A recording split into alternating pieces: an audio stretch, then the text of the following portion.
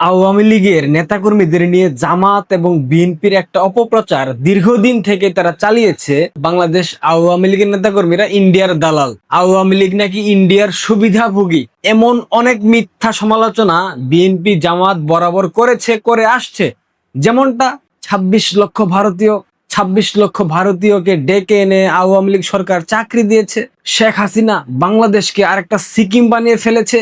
এই ধরনের অসংখ্য মিথ্যাচার জামাত, বিএনপি, শিবির, ছাত্রদল অর্থাৎ দেশদ্রোহী দেশবিরোধী চক্রান্তকারীরা বরাবর করে এসেছে। গত বছর জুলাই আগস্টের সেই তথাকথিত জঙ্গি উত্থানে এইগুলা ব্যাপকভাবে তারা সামাজিক যোগাযোগ মাধ্যমে কাজে লাগিয়েছে। 5 আগস্ট পরবর্তী বাংলাদেশের যে প্রেক্ষাপট, এই প্রেক্ষাপটে আওয়ামী লীগের কিছু নেতাকর্মী মব ভায়োলেন্সের হাত থেকে বাঁচার জন্য, অর্থাৎ জীবন বাঁচাতে, জীবন রক্ষা করতে আমার মতো অনেকেই ইন্ডিয়া গিয়েছিল। এই সব নিয়ে এই জামাত শিবিরের জিহাদি জঙ্গিরা প্রচুর ট্রল করেছে। ফেসবুক তাদের নিয়ন্ত্রণে ছিল, ফেসবুকে তাদের অ্যালগরিদম ভালো ছিল, তারা ব্যাপক মিথ্যাচার করেছে। এইটা আমরা গত 2 বছর যাবৎ ভুক্তভোগী আমরা দেখে আসছি। কিন্তু পশ্চিমবঙ্গের বিভিন্ন জেলার প্রত্যন্ত গ্রাম অঞ্চলগুলোতে কয়েক হাজার জামাত শিবিরের ক্যাডার, জামাত নেতা এবং জিহাদি জঙ্গি আছে। এইটা তো দৃশ্যমান সত্য এবং এইটার প্রমাণ খুব শীঘ্রই আপনারা পাবেন। আজ অবধি কেউ একটা প্রমাণ দিতে পারবেন আওয়ামী লীগের কোনো নেতা কলকাতায় গিয়ে সেখানে বিয়ে করেছে, সংসার পেতেছে? পারবেন দিতে? পারবেন না, কারণ এই ধরনের কোনো ঘটনা আওয়ামী লীগ ঘটায়নি। কিন্তু জামাত শিবিরের অনেক ক্যাডার এই ইন্ডিয়াতে সেটেলড হয়েছে, বিয়ে করেছে, এমনকি ভুয়া পাসপোর্ট তাদের আছে, আধার কার্ড, প্যান কার্ড, যত যত ডকুমেন্টস প্রয়োজন প্রত্যেকটা ডকুমেন্টস এই জামাত শিবিরের জিহাদি জঙ্গিদের আছে। 2009 সালে আওয়ামী লীগ ক্ষমতায় আসার পর বাংলাদেশে জঙ্গিবাদ দমনে একটি দৃশ্যমান কঠোর অবস্থান গ্রহণ করেছিল, যেইটা সর্বমহলে প্রশংসনীয় হয়েছিল। শেখ হাসিনা প্রশংসা কুড়িয়েছিলেন।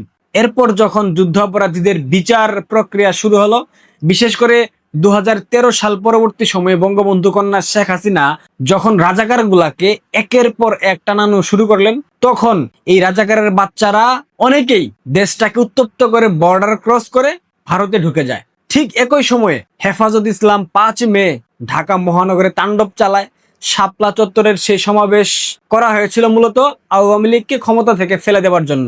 তখন উল্টো আওয়ামী লীগের নামে ব্লেম আসলো, আওয়ামী লীগ নাকি হাজার হাজার আলেমদেরকে হত্যা করেছে, লাশ পুড়িয়ে ফেলেছে, এমন অপবাদ দেয়া হয়েছিল। কিন্তু বাস্তবতা হলো সেখানে একটা লোকও মারা যায় নাই। শুনলাম বর্তমান সরকার শাপলা চত্বরে 30 জনের উপরে হত্যাকাণ্ডের প্রাথমিক প্রমাণ পেয়েছে। এই প্রমাণটা জাতির সামনে তুলে ধরা হোক, কারা কারা হত্যাকাণ্ডের শিকার হয়েছে আমরাও একটু দেখি। ঠিক সে সময় বাংলাদেশের অনেক জঙ্গি, জিহাদি জামাতি জঙ্গি শিবিরের ক্যাডাররা অন অ্যারাইভাল ভিসায় প্রথমে নেপালে যায়। অনেক জঙ্গি আবার বর্ডার ক্রস করে ভারতের পশ্চিমবঙ্গ, আসাম, ত্রিপুরায় যায়। অনেকে আবার নেপাল থেকে বিহার বর্ডার ক্রস করে ইন্ডিয়াতে অনুপ্রবেশ করে। ইন্ডিয়ান ইমিগ্রেশনে এদের কোনো নথি ছিল না, না ফিঙ্গার ছিল, না নাম ছিল, না কোনো ছবি ছিল। আবার এদের বড় একটা অংশ লিগ্যাল ভিসাতে আগে থেকেই ভারতে চলে গিয়েছিল, কারণ তারা পরিস্থিতি জানতো। তারপর সেখানে গরিব মুসলিম মেয়েদেরকে বিয়ে করত, এরপর ভিসার স্ট্যাটাস পরিবর্তন করে X1 ক্যাটাগরিতে নিত। আমি যদি ভুল না করি, X1 ক্যাটাগরি হলো ভারতীয় কোন নাগরিককে বিয়ে করে দীর্ঘস্থায়ী ভিসা, যেটা টুরিস্ট ভিসায় গিয়েও মাইগ্রেট করা যায়। আবার এইভাবে 7 বছরের বেশি সময় ভারতে অবস্থান করলে আইন অনুযায়ী পাসপোর্টও নেওয়া যায়।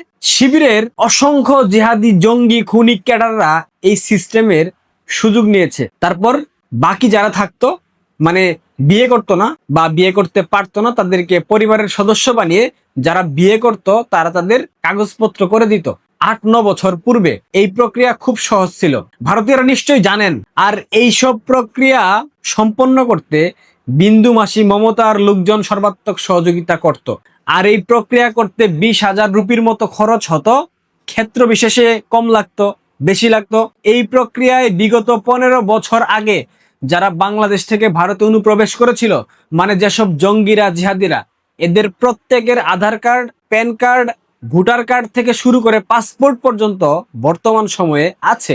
তারপর এই জঙ্গিদের একটা বিশাল অংশ ভারতীয় পাসপোর্ট ব্যবহার করে বিশ্বের বিভিন্ন প্রান্তে যেত, বিশেষ করে তুরস্ক।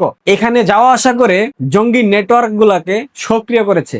পশ্চিমবঙ্গ, আসাম, ত্রিপুরার মতো সীমান্তবর্তী রাজ্যগুলোতে অনুপ্রবেশ, নাগরিকত্ব এবং পরিচয়পত্র ইস্যু বহুদিন ধরেই রাজনৈতিক বিতর্কের কেন্দ্রবিন্দু। আধার, প্যান কিংবা ভোটার আইডি এইসব ইস্যু করার প্রক্রিয়ায় দুর্নীতি এবং জালিয়াতির অভিযোগ মাঝে মধ্যে সামনে এসেছে।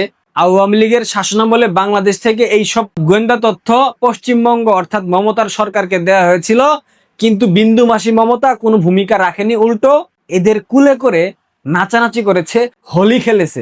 ভারতের কেন্দ্রীয় সরকার এই বিষয়গুলো নিয়ে রাজ্য সরকারকে বারবার অবহিত করলেও রাজ্য সরকার পশ্চিমবঙ্গ থেকে জামায়াতের এই শিকড় ছিন্ন করে নাই, উল্টো পৃষ্ঠপোষকতা করেছে মমতার সরকার। ভারতের রাজনীতিতে এক দেশে ভিন্ন ভিন্ন সরকার। রাজ্য সরকার স্বায়ত্তশাসিত হবার কারণে কেন্দ্রীয় সরকারের আদেশ রাজ্য সরকার শুনে নাই, মানে বিন্দুমাসি মমতার সরকার শুনে নাই।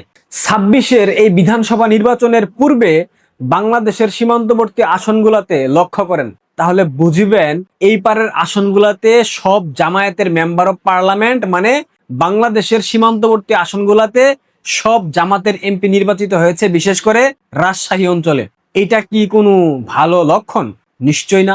সুতরাং ওই পারের মানে ভারতের জাতীয় নিরাপত্তার পাশাপাশি আঞ্চলিক নিরাপত্তার কারণে এন্টি জামায়াত এবং এন্টি জঙ্গি বিরোধী যে নেটওয়ার্ক প্রয়োজন, এটা খুব জরুরি। ঠিক এই জায়গাগুলোতে মমতা দিদির বিকল্প ওয়ান অ্যান্ড অনলি বিজেপি সরকার, বিশেষ করে শুভেন্দু অধিকারীর মতো ব্যক্তিরা। আর পশ্চিমবঙ্গে বাকি যত রাজনৈতিক দল আছে তারা সবাই সীমান্তে জামায়াত এবং শিবিরের জঙ্গিদের কিভাবে সুবিধা দেওয়া যায় এইসব নিয়ে ব্যস্ত ছিল, আছে এবং ভবিষ্যতেও থাকবে, কারণ কয়লা ধুইলে কখনো ময়লা যায় না।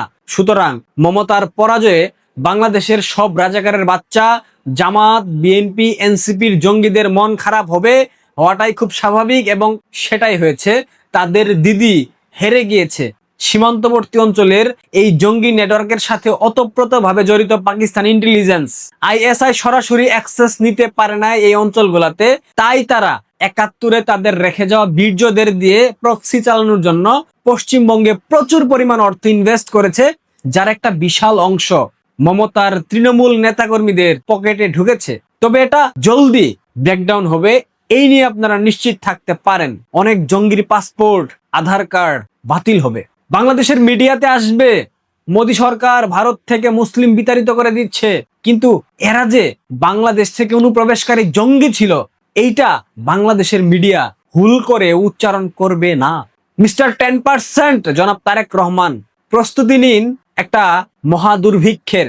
একদিকে রোহিঙ্গা সংকট, আরেক দিকে যখন এই জঙ্গিদেরকে বাংলাদেশে পাঠাবে তখন তাদের উৎপাত, তাদের পুনর্বাসন, সবকিছু মিলে বাংলাদেশের অর্থনীতির যে বেহাল দশা, তাতে করে জনাব তারেক রহমান কোথায় যাবেন? আপনি কিভাবে রাষ্ট্র পরিচালনা করবেন? সম্ভব? কোনো হুমকি নয়, কোনো ধামকি নয়, কোনো হুমকি দিচ্ছি না, কোনো ধামকি দিচ্ছি না, জাস্ট বাস্তবতা বুঝালাম। পশ্চিমবঙ্গের নির্বাচনে বিজেপি ক্ষমতায় আসার মাধ্যমে দক্ষিণ এশিয়ার জঙ্গিদের যে নির্ভয় আশ্রয়স্থল পশ্চিমবঙ্গ, সেটা আপাতত ফুলস্টপ হতে যাচ্ছে এবং সেটা বিজেপির হাত ধরেই হবে। আমরা কখনোই চাইবো না জঙ্গিরা এই অঞ্চলে প্রভাব বিস্তার করুক, এই অঞ্চলের স্থিতিশীলতা নষ্ট করুক। সুতরাং পশ্চিমবঙ্গে বিজেপি এসেছে, আশা করি শুভেন্দু অধিকারী মুখ্যমন্ত্রী নির্বাচিত হবেন, এরপর খেলা হবে। আমরা খেলবো না, তবে আমরা নীরব দর্শক, শুধুমাত্র হাততালি দেব, হাততালি দেব। জয় বাংলা, জয় বঙ্গবন্ধু। ভালো থাকবেন, ধন্যবাদ।